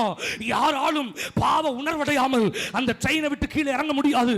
அவர் ஒரு பேருந்து நிலையத்தையோ, ஒரு ரயில்வே ஸ்டேஷனையோ, ஒரு கிராமத்தையோ உற்று பார்த்தால் அங்க இருக்கிற ஜனங்கள் மேல எல்லாம் அவர் மகிமை வெளிப்பட ஆரம்பிக்குமா. அந்த மகிமை வெளிப்பட்ட உடனே ஜனங்கள் பாவ உணர்வடைவாங்களா. சார்ல்ஸ் பென்னி அவர் எங்கு போனாலும் தேவ மகிமையால் நிரம்பி இருப்பாரா. அவர் பக்கத்தில் ஜனங்கள் நெருங்கின உடனே கர்த்தருடைய மகிமையினால் தொடப்படுவார்களா. இப்படி எல்லாம் கேட்டு கேட்டு இதையே பேசிட்டு இருந்தோம். ஒரு நாள் கர்த்தர் இதை காண்பித்து சொன்னாரு, நீரோ நல்ல ரசத்தை இன்னும் மீதம் வைத்திருக்கிறேன் சொல்லிட்டு ஆண்டவர் சொன்னாங்க, முந்தின ஊழியம் நல்லதுதா, அது ருசி உள்ளதுதா, ஆனா உங்க காலத்துல, இந்த கடைசி காலத்துல நான் செய்ய போற எழுப்புதல் அதை பார்க்கிலும் இப்ப விசுவாசிக்கிறவங்க மட்டும் ஒரு 2 நிமிடம் கொஞ்ச நேரம் விட்டு கொடுங்க பார்க்கலாம். யாரோ சிலர் மேலே கர்த்தருடைய அபிஷேக தைலங்கள் ரீகா பாத்தராகா. எஸ், கடைசி ஜெபம், கடைசி ஜெபம். முடிஞ்சா முடிஞ்சா முடிஞ்சா பெற்றுக்கொள்ள பார்க்கலாம். மகிமை வெளிப்பட போகிறது, மகிமை வெளிப்பட போகிறது. லபாஹா ஷகதரபா. அது முடிஞ்சு நினைச்சீங்களோ, இனி இந்த எழுப்புதலை பார்க்க முடியாது நினைச்சீங்களோ, இனி ஒரு எழுப்புதல் நம் பட்டணங்களில், நம் சபைக்குள்ளிருந்து எழும்ப போகிறது. பாஹா ஷகலதரா. விசுவாசிக்கிறவங்க, விசுவாசிக்கிறவங்க, விசுவாசிக்கிறவங்க, விசுவாசிக்கிறவங்க. Yes, final prayer. பாராஷி பாராகதுரா. Final prayer. அவ்வளவுதான், முடிக்க போறேன். பெற்றுக்கோங்க பார்க்கலாம். கொஞ்ச நேரம். சந்தரலா கதுரபா. இதுவரை கண்டிராத ஒரு அசைவை தேசத்தின் மேல் கர்த்தர் வைக்க போறார். ஆண்டவரே, எல்லாமே எதிராக இருக்குதேப்பா. ஆட்சிகள் எங்களுக்கு எதிராக இருக்கு, சூழ்நிலைகள் எங்களுக்கு எதிராக இருக்கு, சுவிசேஷத்தை கொண்டு போக முடியல, அடைக்கப்பட்ட வாசலா இருக்கு, எல்லாமே எங்களுக்கு எதிர்மறையா இருக்கே. ஆண்டவர் சொல்றாங்க, இனி வரப்போகிற எழுப்புதலுக்கு முன்பாக இந்த வெண்கல கதவுகள் எம்மாத்திரம் இவைகளை உடைத்துக் கொண்டு தேவ மகிமை தேசத்தின் மேலே வெளியரங்கமாகும். விசுவாசிக்கிறவங்க மட்டும் 2 காரியங்கள் படிச்சிருக்கிறோம். எல்லாம் முழங்கால் படிடுங்க பார்க்கலாம். கொஞ்ச நேரம் ஜெபிக்க போறோம்னா ஒரு 5 நிமிஷம் ஜோம் பண்ணி நம்ம முடிக்க போறோம். டக்கு குயிக்கா முழங்கால் போடுங்க பார்க்கலாம். குயிக்கா முழங்கால் போடுங்க பார்க்கலாம். ரைட், எஸ், 2 நிமிஷம் தான் ஜோம் பண்ணி முடிக்க போறோம். ப்ளீஸ். பாஷகலா துராகபா. இவ்வளோ நாள் சமூகத்தில் நின்று பழகிட்டோம். ஆண்டவர் சொல்றாங்க, ஏதோ ஒரு பக்கத்தை மட்டும், அப்படியே ஒரு சுபாவத்தை மட்டும், அப்படியே ஒரு தன்மையை மட்டும் எனக்கு காண்பிக்கிறது இல்லை. அவர் மகிமையை நாம் பார்க்கணும்.